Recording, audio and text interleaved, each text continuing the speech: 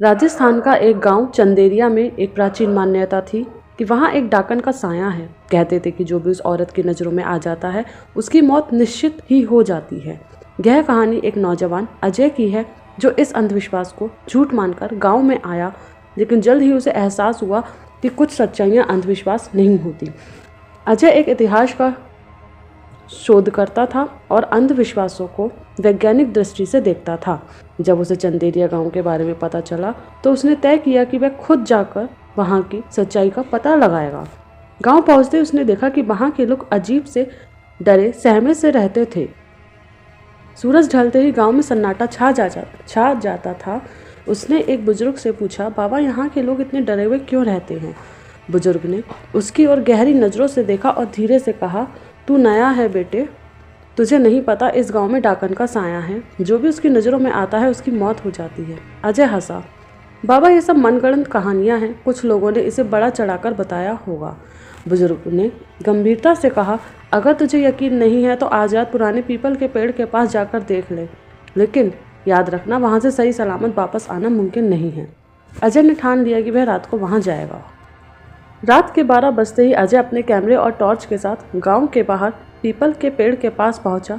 वहां का माहौल बेहद डरावना था। तेज हवा चल रही थी, पत्ते सरसराहट कर रहे थे और अजीब सी सरगम वातावरण में गूंज रही थी। अचानक उसे लगा कि कोई उसके पास खड़ा है। उसने टॉर्च घुमाई, लेकिन वहां कोई नहीं था। तभी एक चिल्लाहट गूंजी, बचाओ। अजय चौंक गया। उसने देखा कि एक साया पेड़ के नीचे बैठा है। वह डरते डरते आगे बढ़ा और पूछा, कौन हो तुम?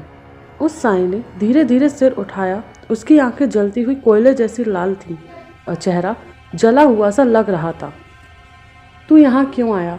वह घुर्राई। अजय कांप गया, लेकिन हिम्मत करके बोला, मैं जानना चाहता हूँ कि इस गांव के लोग डाकन से क्यों डरते हैं। साया अचानक हंस पड़ा, तो तूने खुद मौत को बुला लिया, अब तुझे कोई नहीं बचा पाएगा। अजय के शरीर में ठंडक दौड़ गई। तभी वह साया हवा में घुलने लगा और एक भयानक काली परछाई में बदल गया। अजय डरकर गांव की ओर भागा, लेकिन उसके पीछे कोई दौड़ रहा था।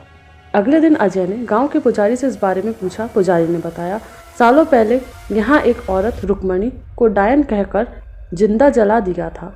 उसकी आत्मा अब डाकन बन गई है और बदला लेने के लिए गांव में भटकती है।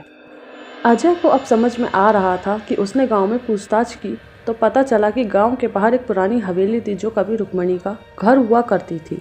उस रात अजय ने हवेली जाने का फैसला किया। हवेली पुरानी, टूटी फूटी थी और वहां हर कोने में अजीब सी गंध थी। अचानक उसे लगा कि कोई उसके पीछे खड़ा है।